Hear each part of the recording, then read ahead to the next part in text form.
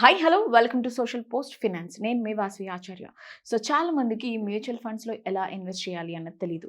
So gold ఇన్వెస్ట్మెంట్కి బెటరా లేదా mutual ఫండ్స్లో ఇన్వెస్ట్ చేస్తే బెటరా? ఫ్యూచర్ ఏది ఉంటుంది? 10 ఇయర్స్ టైం పీరియడ్ పెట్టుకోవాలా, లేకపోతే 20 ఇయర్స్ పెట్టుకోవాలా, 30 ఇయర్స్ పెట్టుకోవాలా?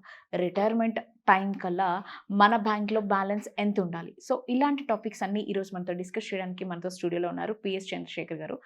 He's an AMFI registered mutual fund distributor and insurance advisor. So సార్ని ఇన్వైట్ చేసి ఈ టాపిక్స్ మీద డిస్కస్ చేద్దాం ఈరోజు.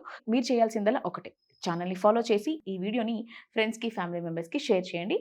చివరి వరకు చూడండి, ఎక్కడ కూడా స్కిప్ చేయొద్దు.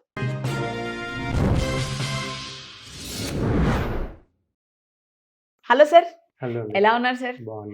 ఓకే, నేను చాలా బాగున్నాను sir. Thank you so much. So నా ఫేస్లో స్మైల్ చూస్తేనే తెలుస్తోంది మీ స్ట్రాటజీస్ అన్నీ నేను ఫాలో చేస్తున్నాను. ఇన్వెస్ట్మెంట్ కూడా నేను స్టార్ట్ చేశాను sir. Thank you so much. Me plans అనేవి నాకు అలా వర్కౌట్ అవుతున్నాయి అనమాట. సో ఇప్పుడు నా ఏజ్ వచ్చేసి 25. ఓకే, మా ఫాదర్ ఏజ్ వచ్చి ఒక 35, మా తాతగారి ఏజ్ వచ్చి 60. సో ఇలా డిఫరెంట్ ఏజ్ గ్రూప్స్ ఉన్నారు.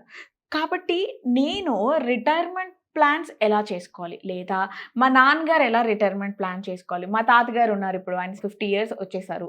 సో తను ఎలా ప్లాన్ చేసుకోవాలి? అంటే ముగ్గురం సేమ్ ప్లాన్స్ చేస్తే వర్కౌట్ అవుతుందా, లేదా డిఫరెంట్ స్ట్రాటజీస్ని యూజ్ చేస్తూ డిఫరెంట్ ఫండ్స్ని రేస్ చేస్తే ఆ ప్లాన్స్ వర్కౌట్ అవుతాయా?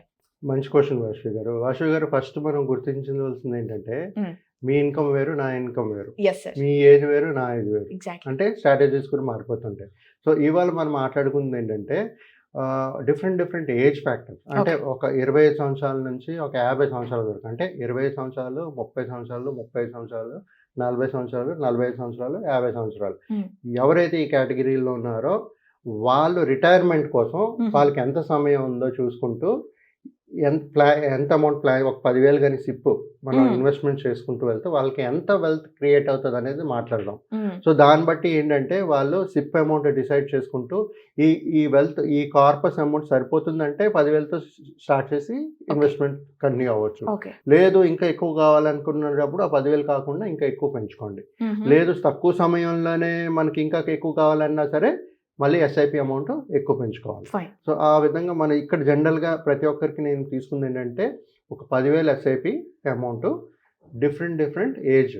అంటే ఒక 25 సంవత్సరాలు 10,000 కడితే ఎంత, 30 సంవత్సరాలు 10,000 సిప్ కడితే ఎంత వస్తుంది, ఎన్ని సంవత్సరాలు అనేది మనం మాట్లాడుకుంటే వాళ్ళ 60 ఇయర్స్ ఏజ్ రిటైర్మెంట్ అనుకుందాం. 60 మైనస్ దర్ ఏజ్ అంటే వాళ్ళది ఆ టెన్యూర్. అంటే ఫర్ ఎగ్జాంపుల్ 25 ఇయర్స్ అనుకుందాం, అక్కడ వాళ్ళకి 35 ఇయర్స్ టెన్యూర్ ఉంది. 35 ఇయర్స్ ఇన్వెస్ట్మెంట్ చేసుకుంటూ పోతే వాళ్ళకి ఎంత వెల్త్ క్రియేట్ అవుతుంది. అలాగా ఎగ్జాంపుల్గా ప్రతి ఒక్క 25, 30, 35, 40, 45, 50 వరకు మాట్లాడదాం. First person 25 years old. Okay, ఆయనకు ఉండే సమయం 35 ఇయర్స్ సమయం ఉంది 60 ఇయర్స్ రీచ్ అయ్యేటప్పటికి. ఓకే, అంటే 12% రిటర్న్స్ కానీ మనం మ్యూచువల్ ఫండ్స్లో జనరేట్ చేసేటట్టుగా ఎక్కడైనా ఇన్వెస్ట్మెంట్స్ చేస్తే వాళ్ళ ఎస్ఐపి అమౌంట్ 10,000 కట్టుకుంటూ వెళ్తారు.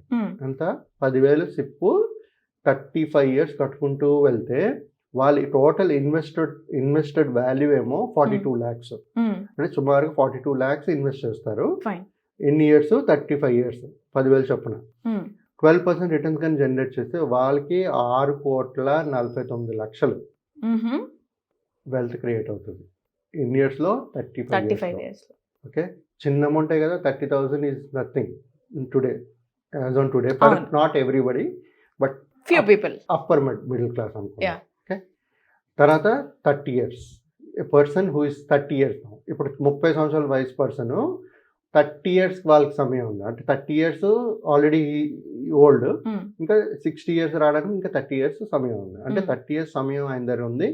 12% రిటర్న్స్ జనరేట్ చేస్తూ ఒక 10,000 సిప్ ఎవ్రీ మంత్ ఇన్వెస్ట్ చేయగలిస్తే వాళ్ళు ఇన్వెస్ట్ చేసిన అమౌంట్ 36 లక్షలు. ఓకే, అక్కడ వాళ్ళకి వెల్త్ క్రియేట్ అయ్యేది 3.53 crores, 3,53,00,000 వెల్త్ క్రియేట్ అయ్యే ఛాన్సెస్ ఉంటాయి. ఎన్ని ఇయర్స్లో? 30 ఇయర్స్లో. ఆయన ఏజ్ 30 ఇయర్స్ ఇన్వెస్ట్ చేసుకుంటూ వెళ్తారు. Third strategy 35 years age old, 30 సంవత్సరాలు, 35 సంవత్సరాలు పర్సన్ రిటైర్మెంట్ ప్లాన్ చేసుకోవాలంటే ఒక 20 సంవత్సరాల సమయం ఉంది ఆల్రెడీ. రైట్ 12% రిటర్న్స్ మళ్ళీ అగైన్ జనరేట్ చేస్తూ పోతే 10,000 సిప్ మళ్ళీ సేమ్ 10,000 సిప్ ఇన్వెస్ట్మెంట్ చేస్తూ పోతారు. వాళ్ళు ఇన్వెస్ట్ చేసిన అమౌంట్ 30 లక్షలు, రైట్? 30 లక్షలు ఇన్వెస్ట్మెంట్ చేసిన తర్వాత వాళ్ళకి క్రియేట్ అయ్యే వెల్త్ 1,90,00,000. చూడండి ఇక్కడ 25, 30, 35కి వచ్చినప్పటికి ఏమైంది, వెల్త్ క్రియేషన్ తగ్గిపోయింది, 1.90 crores అయింది. అంటే వాళ్ళకి సమయం ఇన్వెస్ట్మెంట్ టెన్యూర్ ఏమో తగ్గిపోయింది, 25 years వరకే ఇన్వెస్ట్ చేయగలుగుతారు వాళ్ళు రిటైర్మెంట్. సో 12% రిటర్న్స్ మళ్ళీ చేస్తే 1,90,00,000 క్రియేట్ చేయగలుగుతారు. ఏజ్ పెరుగుతూ ఉండగా మన వెల్త్ క్రియేషన్ తగ్గిపోతుంటుంది, ఎందుకంటే సమయం తగ్గుతుంది కాబట్టి. సిప్ అమౌంట్ సేమ్ కాబట్టి సిప్ అమౌంట్ మళ్ళీ పెంచుకుంటే మళ్ళీ ఏదైతే వెల్త్ క్రియేట్ చేయాలో అంత మనం చేయగలుగుతాం. Now coming to 40 years old. 40 years old 20 సంవత్సరాలు ఇన్వెస్ట్మెంట్ చేయాలి, 10 year ఉంటుంది రిటైర్మెంట్కి. 12% రిటర్న్స్ కానీ జనరేట్ చేస్తే వాళ్ళు ఎస్ఐపి చేసే అమౌంట్ 10,000 సిప్ పర్ మంత్ చేసుకుంటూ వెళ్తే 24 లక్షలు ఇన్వెస్ట్ చేస్తారు టోటల్ అమౌంట్. ఓకే, వాళ్ళకి 1 year వెల్త్ క్రియేట్ అవుతుంది. Now coming to 45 years age, 45 సంవత్సరాల ఏజ్ ఎవరికైతే ఉందో 10,000 సిప్ కానీ మనం స్టార్ట్ చేస్తూ వెళ్తే 15 సంవత్సరాలకి 45 కదా, ఇంకా 15 యాడ్ చేస్తే 60 years అవుతుంది. 60 yearsకి వచ్చినప్పటికి వాళ్ళ దగ్గర సుమారుగా 50,40,000 క్రియేట్ అయి ఉంటుంది. 12% రిటర్న్స్ మళ్ళీ అదే రిటర్న్స్ తీసుకున్నాను. ఇప్పుడు coming to 50 years age person. 50 years person దగ్గర ఉండే సమయం 10 సంవత్సరాలు, రైట్? 10,000 సిప్ చేస్తారు, 12% రిటర్న్స్ కానీ జనరేట్ చేస్తే వాళ్ళు ఇన్వెస్ట్ చేసిన అమౌంట్ 12 లక్షలు టోటల్. వాళ్ళకి వచ్చే కార్పస్ 23.23 lakhs. సో చూడండి మేడం, ఎగ్జాంపుల్స్ మనం 25 నుంచి 30, 35, 40, 45, 50 తీసుకున్నాం. ఫస్ట్ దాంట్లో 25 years అంటే ఎవరి దగ్గర అయితే సమయం ఎక్కువ ఉందో, 35 years సమయం ఉందో 10 year, వాళ్ళు 6.49 crores క్రియేట్ చేయగలుగుతున్నారు.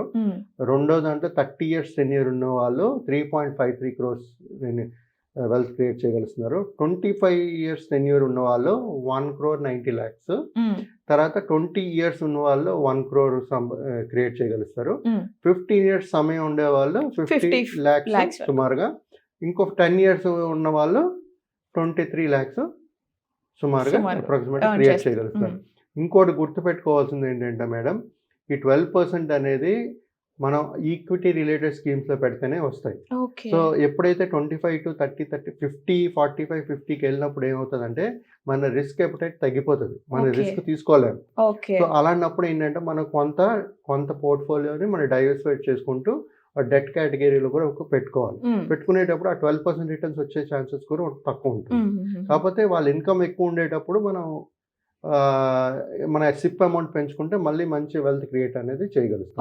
సో ప్రతి ఒక్కరికి నేను చెప్పేది ఏంటంటే, ఒక start early with small amount, like 10,000 per month, 12% returns on and average return generate చేసిన మంచి వెల్త్ అనేది క్రియేట్ చేయగలుగుతాం.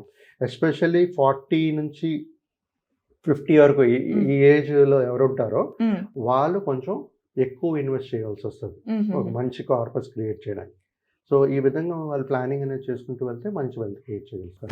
Thank you so much sir. ఎందుకంటే డిఫరెంట్ ఏజ్ గ్రూప్ వాళ్ళకి డౌట్స్ వస్తాయి. అరే వాళ్ళే పెట్టుబడి పెడితే మరి మా పరిస్థితి ఏంటి అని వాళ్ళకి ఒక క్వశ్చన్ రేజ్ అవ్వచ్చు. ఈ వీడియో చూసే వాళ్ళకి డెఫినెట్గా అది క్లియర్ అవుతుందని నేను అనుకుంటున్నా. బికాస్ డిఫరెంట్ ఏజ్ గ్రూప్ వాళ్ళకి ఎలా ఇన్వెస్ట్ చేస్తే ఎంత రిటర్న్స్ వస్తాయి విత్ 12% అన్నట్టు చాలా క్లీన్గా ఎక్స్ప్లెయిన్ చేశారు sir. Thank you so much. Thank you.